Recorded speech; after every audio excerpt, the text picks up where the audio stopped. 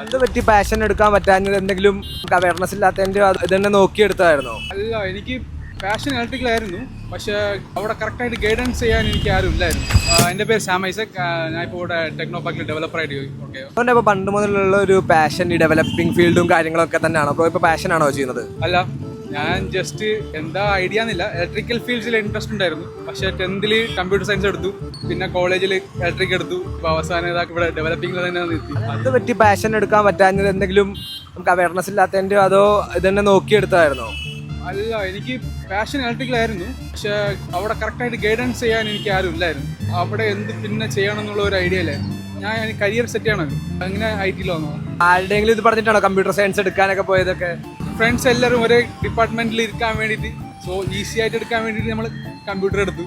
വേറെ വഴിയൊന്നും ഇല്ലാത്തതുകൊണ്ട് പാഷനും നോക്കാൻ പറ്റിയില്ല. അപ്പോൾ പിന്നെ ഫ്രണ്ട്സ് എന്താ ചെയ്യുന്നത് അതങ്ങ് നോക്കി പോവാന്നൊക്കെ വിചാരിച്ചു. അങ്ങനെയും പറയാം. ഓക്കെ.